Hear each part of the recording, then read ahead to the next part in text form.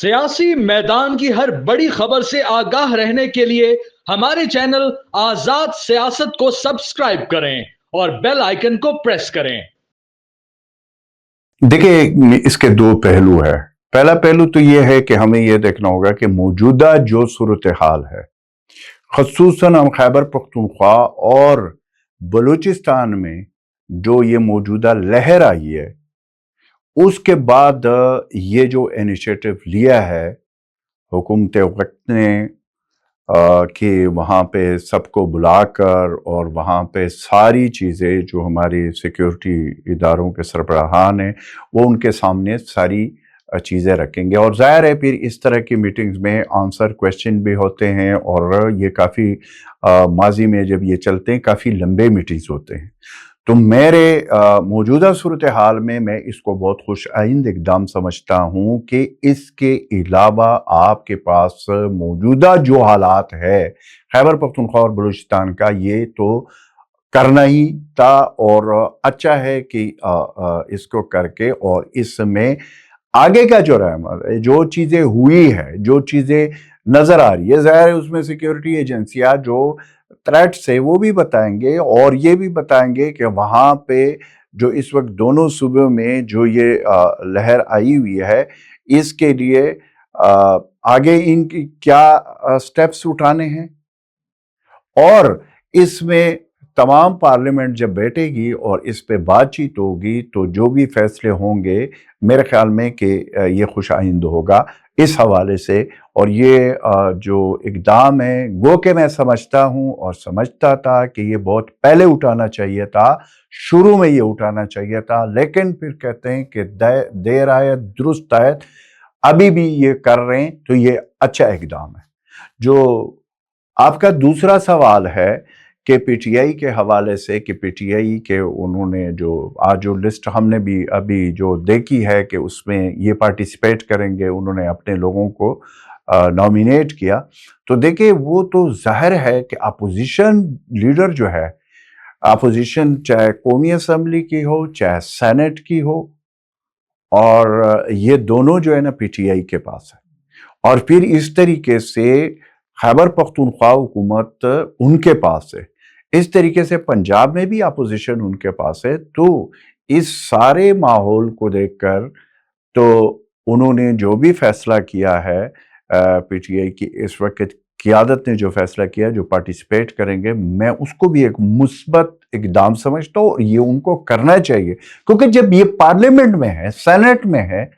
तो देखिए ये तो नहीं हो सकता ना कि आप पार्लियामेंट का हिस्सा बनकर आप अपोजिशन का किरदार अदा कर रहे हैं, आप सेनेट में अपोजिशन का किरदार अदा कर रहे हैं, खैबर पख्तूनख्वा में आपकी हुकूमत है और उस सुबह तो आपको पता है कि इस वक्त सबसे ज्यादा जो हालात खराब है तो वो तो खैबर पख्तूनख्वा में खराब है, उसके बाद बलूचिस्तान में खराब है। तो ये कैसे हो सकता है कि वो उसमें फिर पार्टिसिपेट न करे। ज़ाहिर है उन्होंने जब जब वहां पे ये डिस्कशन होगी, जो भी फैसले होंगे इस पीटीआई के पार्टिसिपेशन के बाद, तो ये मुत्तफिका फैसले होंगे और सबके लिए वो काबिल कबूल भी होंगे और उसके ऊपर जो अमल दरामद होगा। और फिर सबसे बढ़कर बात जो होगी वो ये है कि ओनरशिप सबकी होगी। अब आप देखते हो कि कहीं पे ओनरशिप ली जाती है और कहीं पे नहीं, ये बीच बीच वाला काम चल रहा है। आप सोशल मीडिया को अगर देखें तो उसमें एक अलग नैरेटिव चल रहा होता है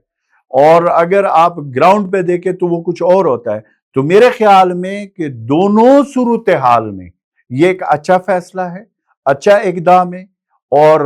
मैं ये दुआ करूंगा कि इसके जो फैसले हों, जो ये चीजें, जो इसकी कंक्लूजन हो इस मीटिंग की, वो उसके बाद उस पर अमल दरामद होना चाहिए। क्योंकि हालात दिन ब दिन बिगड़ते जा रहे हैं, खसूसन दो सूबे के। मसलन अब आप देख लें कि पहले ये खैबर पख्तूनख्वा में जब हम पहले इस पे बात करते थे तो खैबर पख्तूनख्वा में ये सिर्फ जनूबी अजला का मसला था। जनूबी अजला में ये मसला था जिसमें डी खान डिवीजन, बनू डिवीजन और इस तरीके से कुरम का मसला भी आपके सामने है वो था, और फिर ये करक तक ये था। अब तो ये सूरत हाल बन गया कि अब पूरे सूबे में ये ट्रेवल कर रहा है। मोमन में भी हालात ठीक नहीं है, वहां पे भी हमले हुए हैं। इस तरीके से अगर आप देख लें तो पिछले 48 घंटों में खैबर पख्तूनख्वा में तकरीबन लगभग पहले 24 घंटे में जो पिछले थे उसमें 10 हमले हुए थे मुख्तलिफ इलाकों में।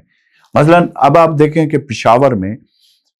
ये जो मैं बड़े बड़े वाक़यात बताता हूँ। जब हकानिया का मसला हुआ, हकानिया का मसला बहुत बड़ा मसला था। ये वो मदरसा था कि इसको अगर हम ये कहें कि ये पूरे पाकिस्तान में यहाँ से जो ये मदरसा सबसे बड़ा मदरसा था और एक बहुत बड़ा इसका तारीखी किरदार रहा है इस मदरसे का। तो वहाँ पे कभी भी ऐसा इससे पहले माजी में नहीं हुआ कि वहाँ पे इस तरह के, बल्कि कोई सोच भी नहीं सकता था। लेकिन वहाँ पे जाकर वहाँ के मौलाना अहमद उल हक साहब को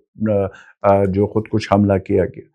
फिर आप उसके बाद बनू वाला देख लें, बनू में जितनी बड़ी तबाही, ये अलग बात है कि वो जिस तादाद में आए थे, जिस तादाद में वो बारूद थी और जिस तादाद में वो खुदकुश हमले आवर आए हुए थे, तो इससे कई गुना ज्यादा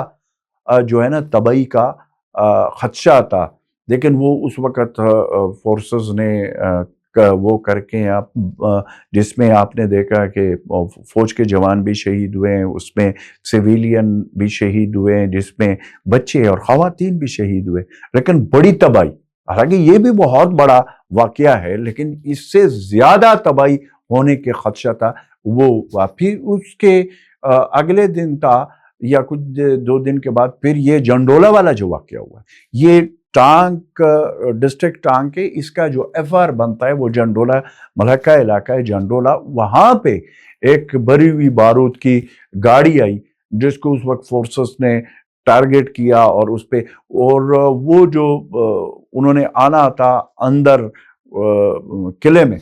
उससे बचाया गया। उधर भी बड़ी तबाही का हादसा था, हालांकि उसमें भी लोग शहीद हुए। इस तरीके से आप ये जो पेशावर का वाक़या हुआ है, ख़ुसूसन ये जो मुफ्ती शाकिर साहब का जो वाक़या हुआ है, ये भी बताया जा रहा है कि खुदकुश हमला था, तो ये भी तो अंदर जाकर हुआ है।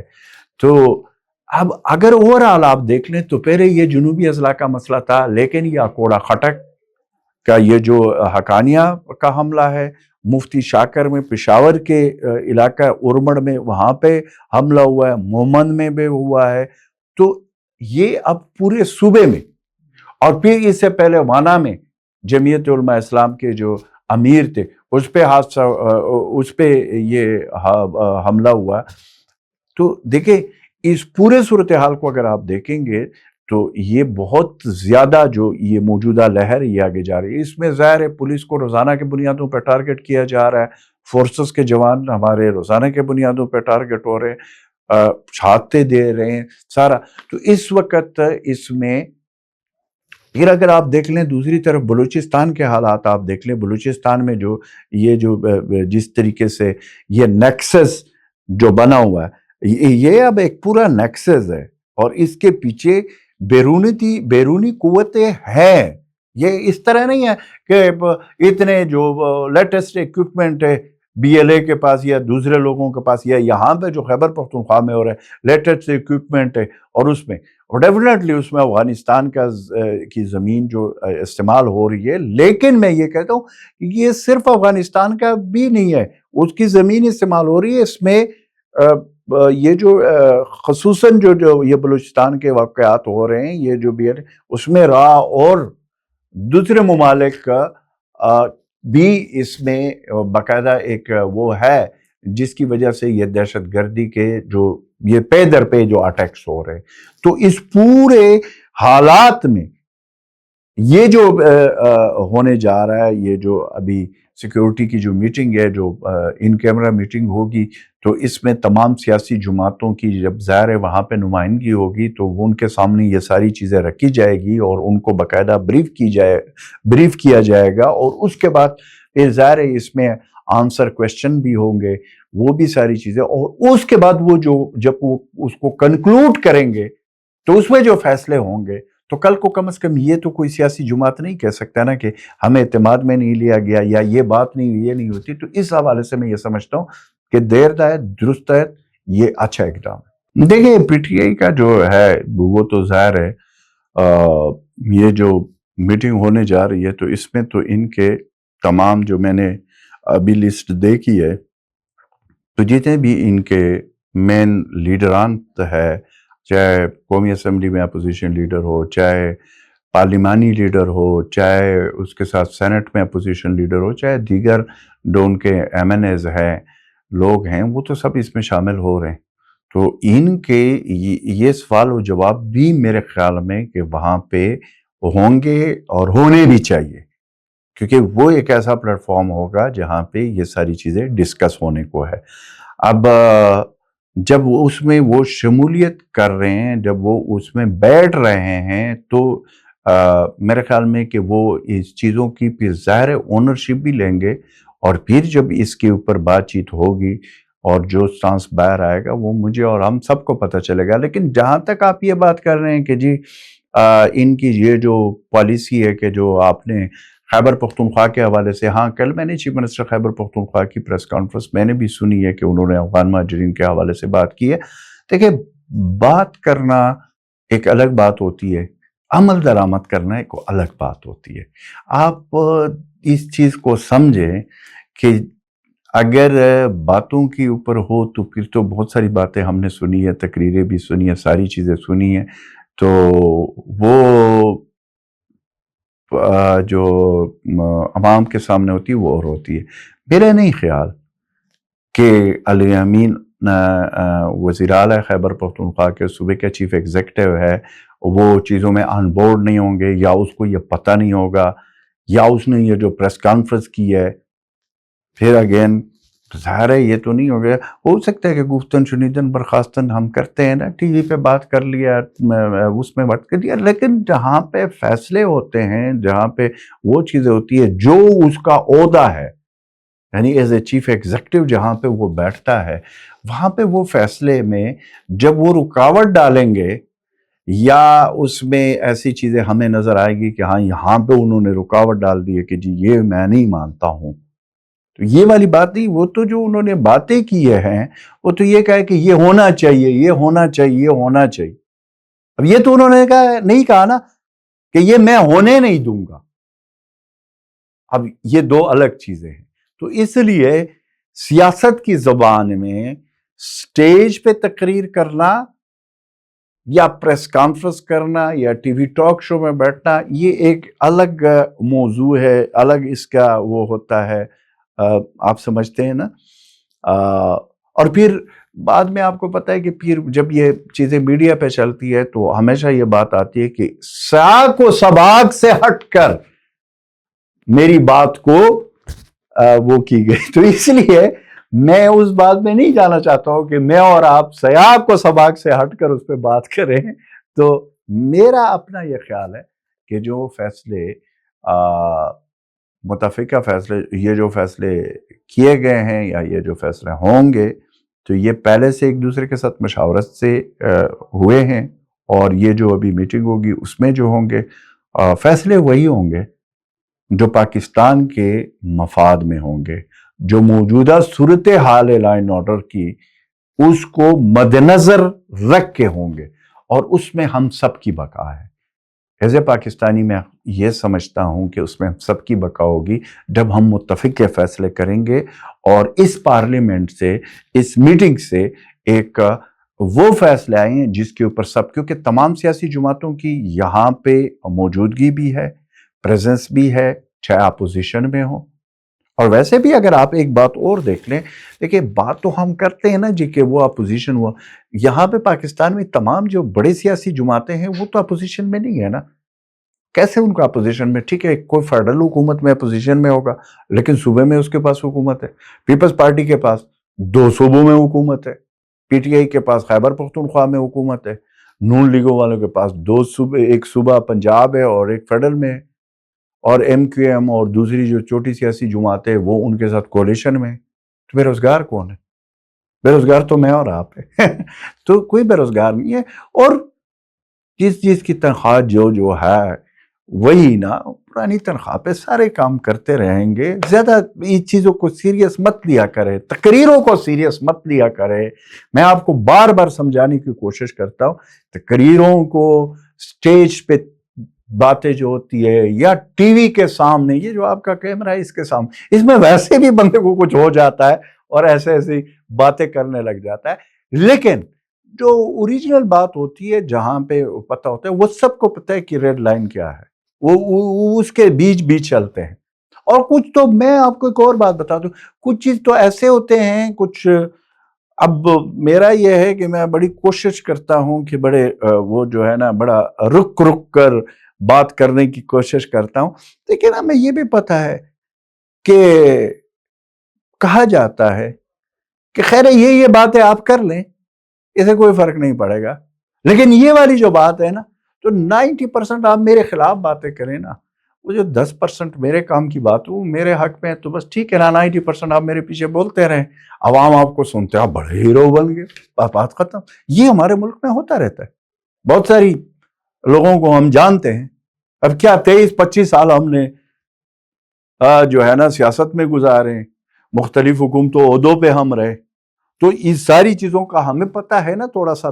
زیادہ تو نہیں، تھوڑا سا تو پتہ ہے نا کہ کون کدھر کھیل رہا ہوتا ہے۔ ویسے جو بول رہا ہوتا ہے ہمیں پتہ ہوتا ہے کہ آپ کہاں سے بول رہے ہو اور کدھر سے آپ کی باتیں جو ہے نا انقلاب اچانک راتوں رات آ جاتا ہے لوگوں میں، تو وہ بات کرنا شروع کر دیتے ہیں۔ لیکن اوریجنل مثلا یہ بھی آپ دیکھ لیں کہ یہاں پہ پارلیمنٹ میں وہ جو میں نے کچھ عرصہ پہلے آپ ہی کے پوڈ کاسٹ میں یہ بات کی تھی کہ یار دیکھیں جب تنخواہوں کی بات آئی نا تو سارے سیم پیج پہ نہیں آئے، کہا ہے کہ اپوزیشن، کہا ہے کہ حکومت، سارے اکٹھے ہو گئے، کیونکہ وہاں پہ 2,18,000 سے 5,19,000 پہ تنخواہ جانی تھی، وہاں پہ اکٹھے ہو گئے۔ تو میں تو یہ کہتا ہوں کہ جب 2,18,000 سے تنخواہ پہ 5,19,000 پہ آپ لوگ راضی ہو گئے ہو، بازی ہو گئے ہو، کسی نے کوئی وہ نہیں کی، اس پہ بات نہیں کی، ایون میڈیا پہ بھی آپ کی بات نہیں آئی، اس پہ سارے راضی ہو گئے، تو جب ملک کا اتنا بڑا لا اینڈ آرڈر کی سچویشن بن رہا ہے، بلوچستان میں آئے روز لوگوں کی شہادتیں ہو رہی ہیں، ہمارے فورسز کی شہادتیں ہو رہی ہے، ہمارے جو پاکستانیوں کی شہادتیں ہو رہی ہیں، یہاں پہ پہلے تو یہ ہوتا تھا نا کہ کوئی ایک مکاتب فکر کے لوگوں کو ٹارگٹ کیا جاتا، اب آپ دیکھیں علماء کو، خیبر پختونخوا میں آپ دیکھیں، کل وہاں بلوچستان میں ایک عالم دین تھے، ان کو جو ہے نا ایئرپورٹ کے اوپر اس کو ٹارگٹ کیا گیا، مفتی شاکر صاحب کو دیکھ لیں، مولانا عبدالحق صاحب کو دیکھ لیں، وہاں پہ جو ہے نا مولانا ندیم صاحب وہ جو ساؤتھ وزیرستان میں جو آئی کے جو امیر تھے ان کو دیکھیں، اس سے پہلے مولانا مرزا جان صاحب تھے جو آئی کے وہ تھے امیر تھے، ان کو دیکھ لیں۔ تو اب تو وہ بات نہیں ہے، علماء کو بھی ٹارگٹ کیا جا رہا ہے، بچوں کو بھی ٹارگٹ کیا جا رہا ہے، یہ جو آپ کا جو بنو میں ہوا ہے اس میں بچے بھی شہید ہوئے، خواتین بھی شہید ہوئے، فورسز کو آپ کے جو افواج پاکستان کے لوگ شہادتیں دے رہے ہیں اور ساتھ پولیس کے جوان شہادتیں دے رہے، کون سا مکاتب فکر ہے جو اب یہ جو موجودہ جو لہر چلی ہوئی اس میں کوئی بچا؟ تو اسی لیے میرے خیال میں کہ سب کو ایک سیم پیج پہ آ کر فیصلے کرنے چاہیے پاکستان کے مفاد میں، اور یہ جو دہشت گردی ہے اس کے خلاف ایک پیج پہ آ کر اور وہ کرنا چاہیے۔